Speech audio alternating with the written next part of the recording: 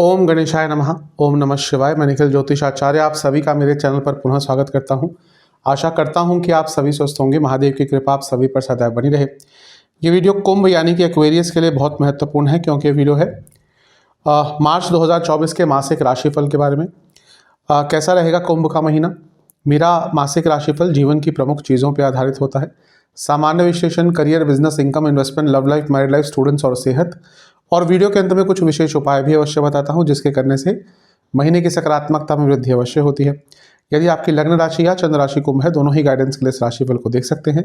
जैसा मैं हर बार कहता हूं कि लग्न राशि से ज़्यादा सटीकता आती है। कन्फर्म है आपको तो वहां से देखिए, अन्यथा अपनी चंद्र राशि से भी देख सकते हैं। तो शुरुआत करते हैं सामान्य विश्लेषण के साथ। इस महीने बहुत सारे ग्रहों का परिवर्तन होने वाला है। यहाँ पर बहुत प्रमुख युतियाँ, प्रमुख ग्रहों के योग भी बनेंगे। मंगल और शनि की युति विस्फोटक होती है और ये आपके लग्न में बन रही है, तो थोड़ा सा अच्छा और थोड़ा सा बुरा दोनों प्रभाव मिलेंगे। बुध नीच के हो जाएंगे और राहु के साथ युति होगी। सूर्य भी राहु के साथ आ जाएंगे और ग्रहण दोष आपके कुटुंब भाव में बनेगा। इसके साथ ही शुक्र आपके लग्न में आ जाएंगे, जो आपके योग कारक हैं, ये अच्छा है। और साल का पहला ग्रहण भी लग रहा है, लेकिन ये अच्छी जगह पर नहीं लग रहा, क्योंकि अष्टम भाव का ग्रहण कभी कभी जीवन में अचानक से उथल पुथल मचा देता है। तो क्या क्या प्रभाव रह सकता है इस पूरे महीने में, इन सब चीज़ों का यही अब चर्चा करते हैं विस्तार से।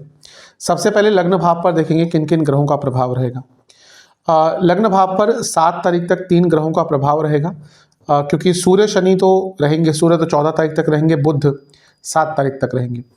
क्योंकि बुध आपके लिए अष्टम के स्वामी है, तो एक अनिश्चितता तो लेकर आएंगे, लेकिन पंचमेश भी हैं, तो ये राजयोग भी बना रहे हैं। कुछ अटका हुआ पैसा, कुछ रुका हुआ पैसा आ सकता है। स्टूडेंट्स के लिए महीने का शुरुआती भाग कहीं ना कहीं अच्छा है।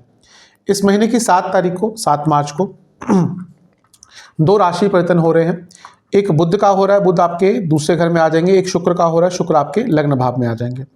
अब बुध का पंचमेश होने के नाते, यानी कि लक्ष्मी स्थान के स्वामी होने के नाते, दूसरे घर में आना कोई बुरा नहीं होता, क्योंकि यहाँ पर पैसा आता है। राहु के साथ है, विदेश से पैसा आ सकता है। नीच के ग्रह है, नीच का ग्रह भी पैसा देता है, लेकिन बुध और राहु की जोड़ी, बुध बुद्धि है, राहु भ्रमित करते हैं, और नीच का बुध है, यानी कि कुछ ऐसा कृत्य कर सकते हैं जिससे अपना पैसा खुद ही नुकसान करेंगे।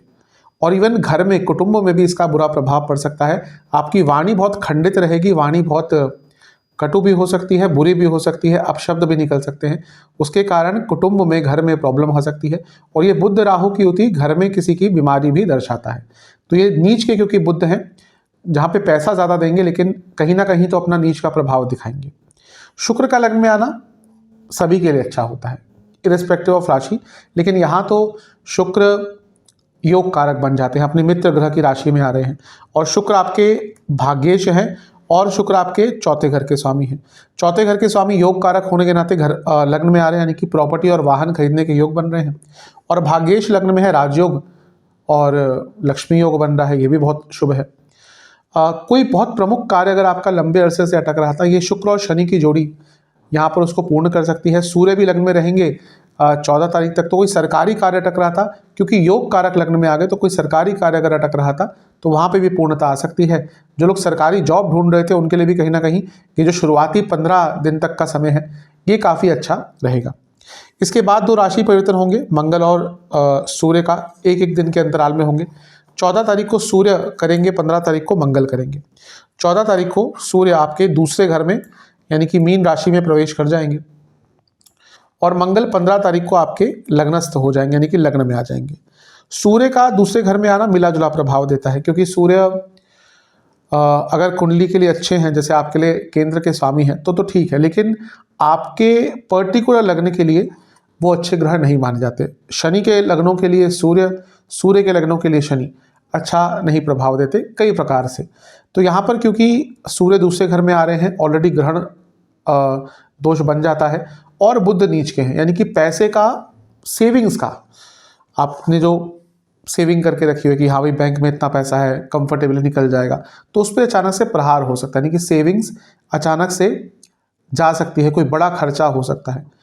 जैसा मैंने कहा कि पैसा भी आएगा, क्योंकि नीच का ग्रह पैसा बहुत देता है, लेकिन ये महीना ऐसा है जहाँ पे खर्चे आपके समय के साथ बढ़ते चले जाएंगे।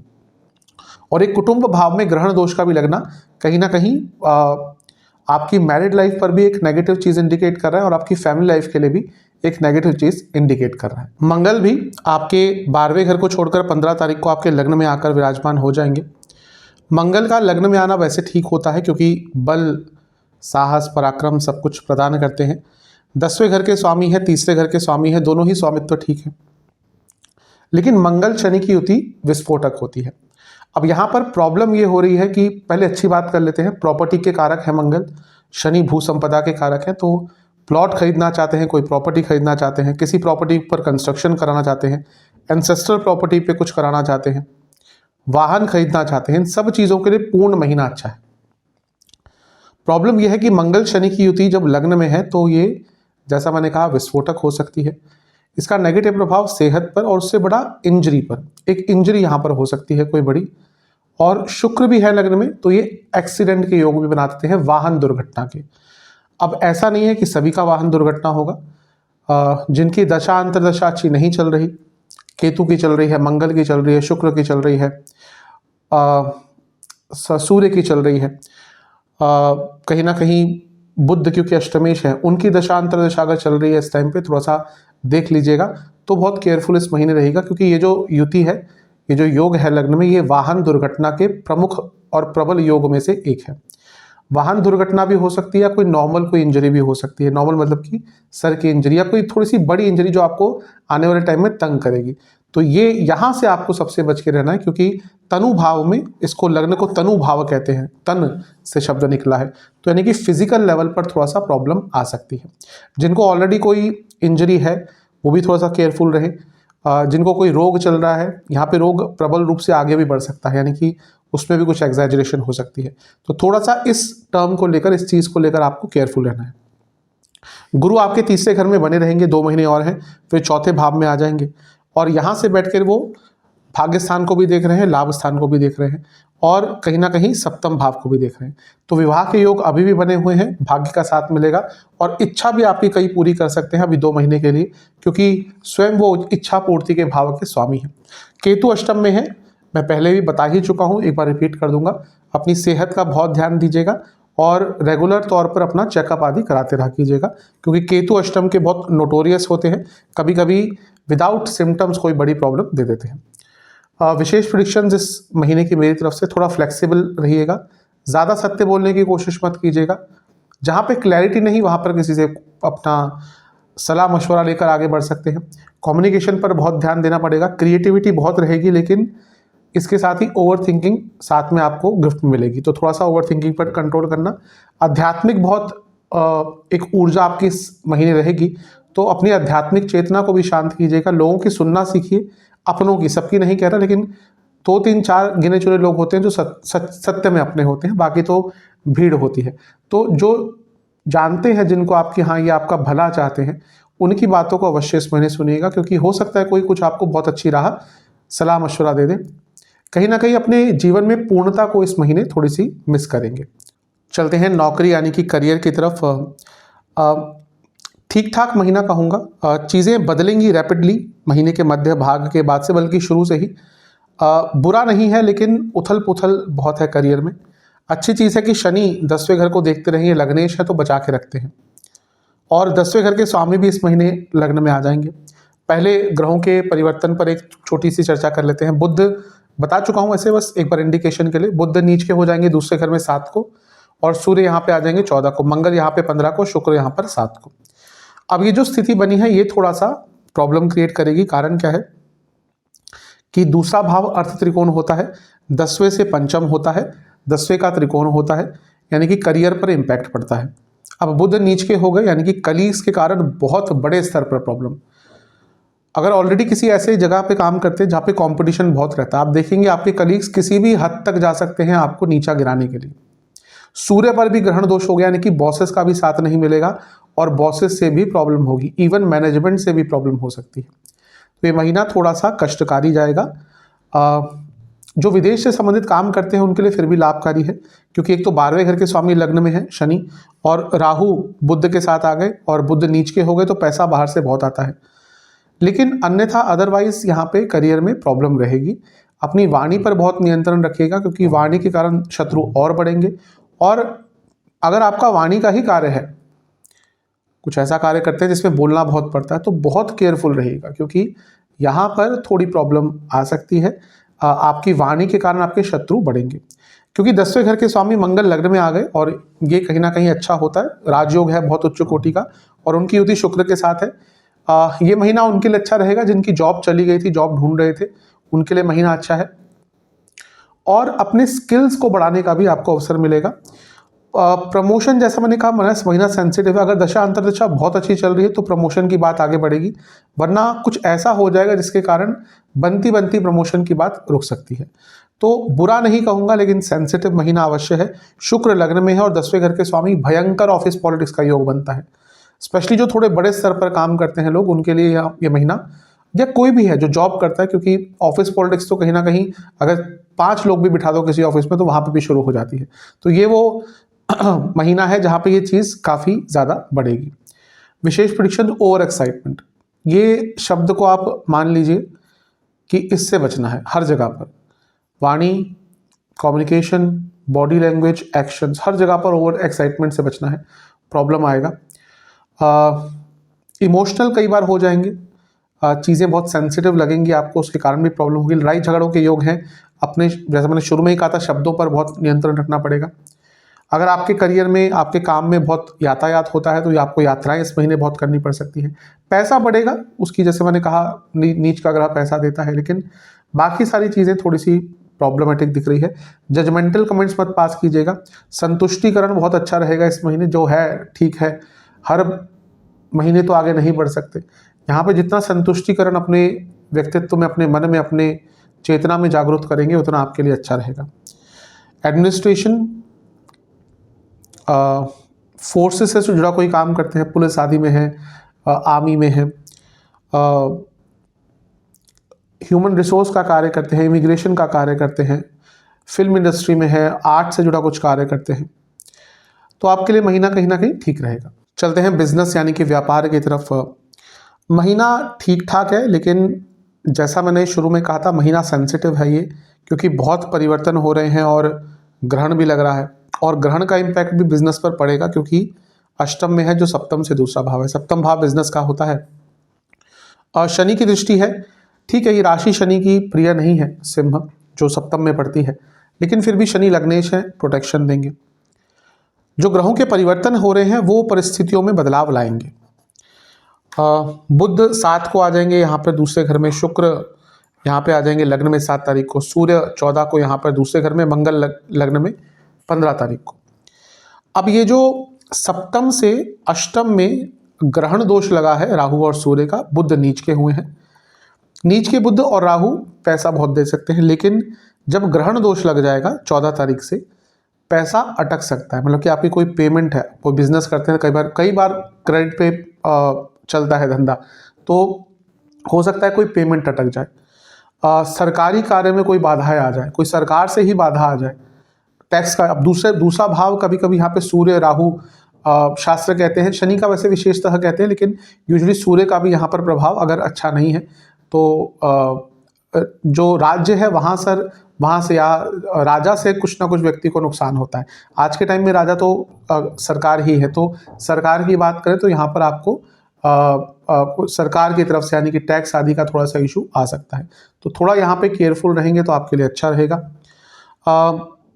ये अवश्य कहूँगा कि पैसा बढ़ेगा, जो विदेश से संबंधित काम करते हैं उनका स्पेशली बढ़ेगा, लेकिन महीना सेंसिटिव बहुत है। जितना सहजता से काम करेंगे उतना अच्छा है।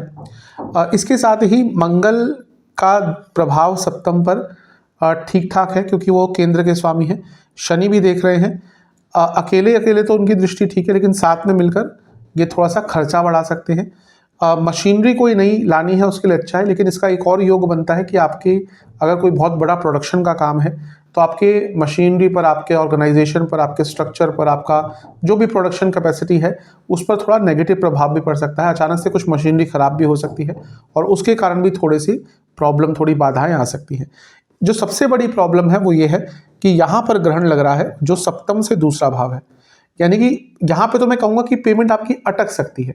कि चलो आप किसी के साथ काम करते हैं कि जहाँ पे वो 1 हफ्ता बोल रहा था शायद वो 1 महीने में पेमेंट दे दे, होता है कभी कभी, जो बिजनेस करते हैं उनके लिए यूजुअल है।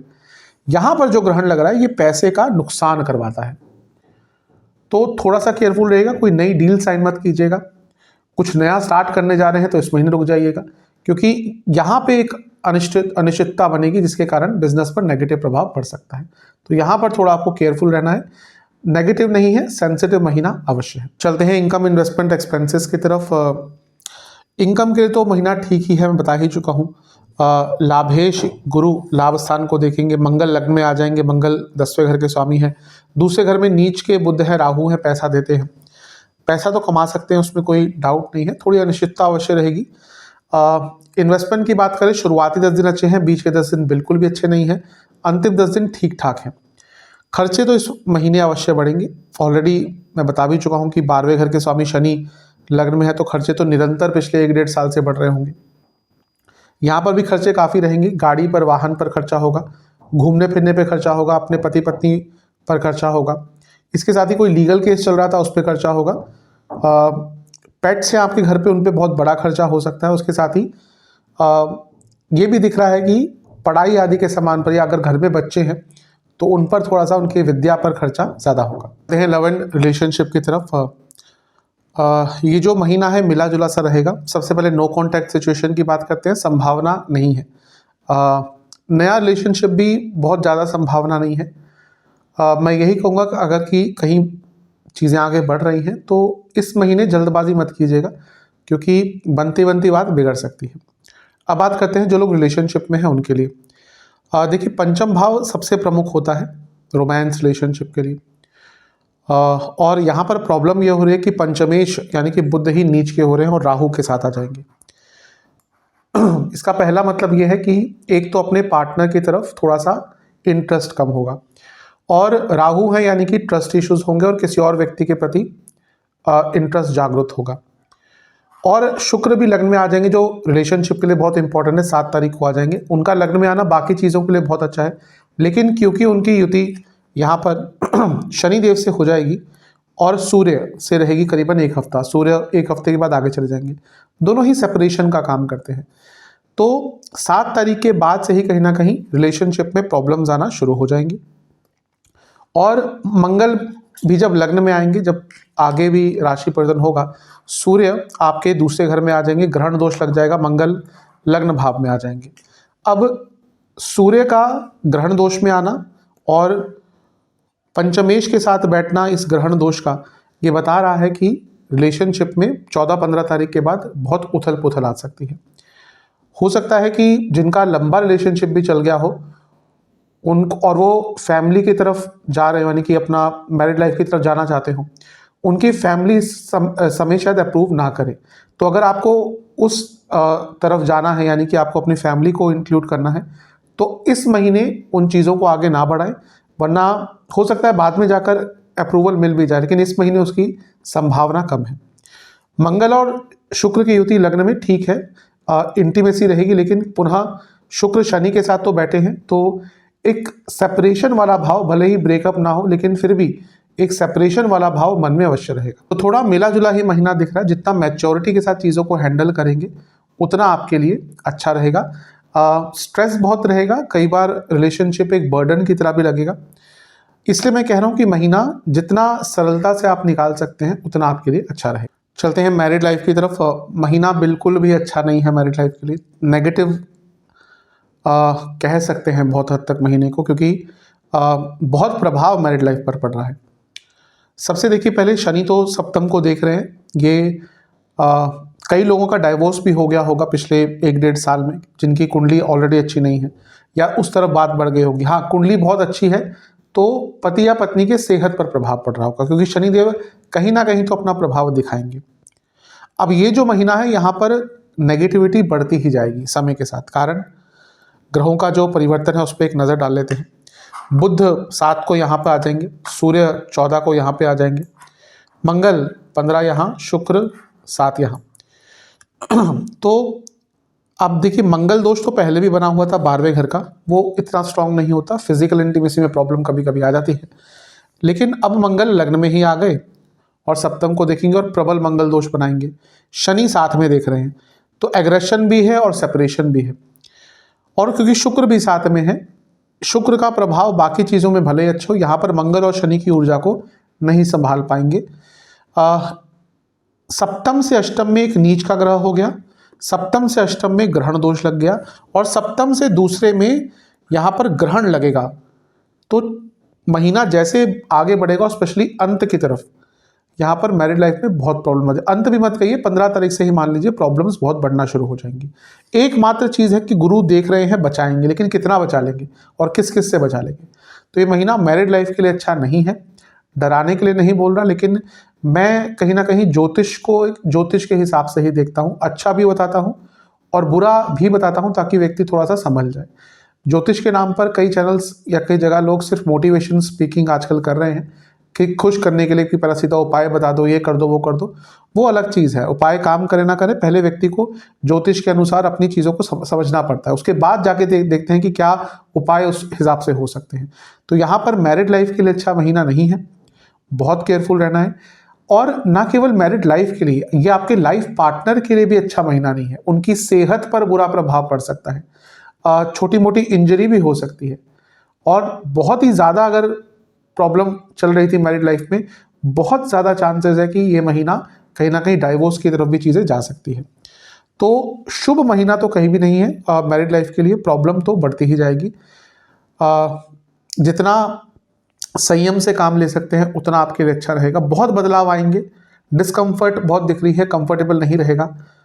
इवन जिनका रिलेशनशिप ठीक भी चल रहा था, वो भी कहीं ना कहीं इस महीने सोचना शुरू कर देंगे कि कुछ ना कुछ तो प्रॉब्लम है हमारी मैरिड लाइफ में। तो अच्छा महीना तो बिल्कुल भी नहीं दिख रहा मैरिड लाइफ के लिए। बहुत शांतिपूर्वक तरीके से आगे बढ़ना पड़ेगा। स्टूडेंट्स की तरफ चलते हैं।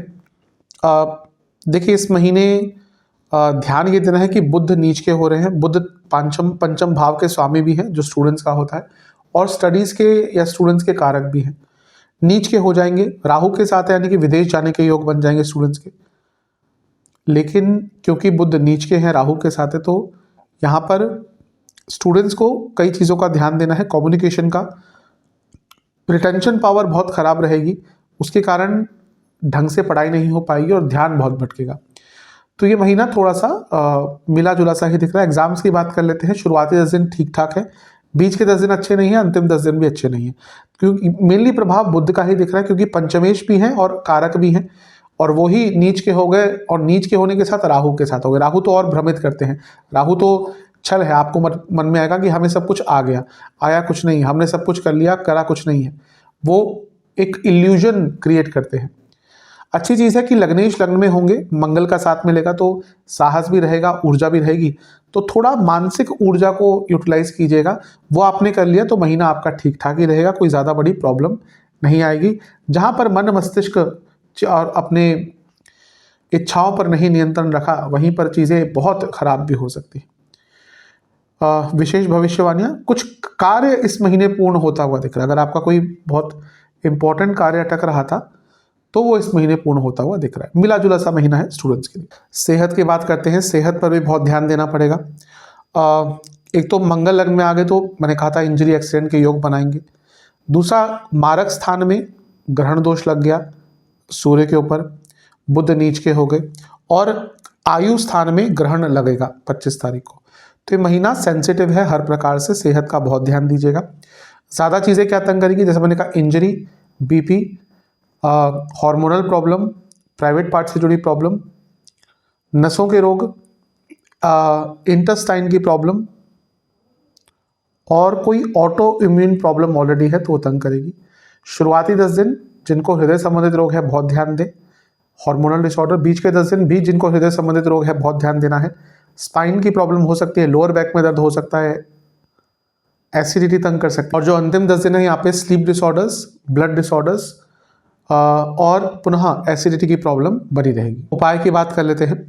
2 उपाय आपको करने हैं। पहले सेहत का बहुत बचाव करना है इस महीने, तो शिवलिंग पर आपने चंदन का विलेपन करना है, और इसके साथ ही आपको कोई भी इत्र, नेचुरल इत्र कोई, और गुलाब जल मिलाकर शिवलिंग का अभिषेक करना है, और 21 बेलपत्र, जिसपे हर बेलपत्र पर एक चंदन का टीका हो, ये महादेव को अर्पण करना है। और महामृत्युंजय का 108 बार जाप करना है।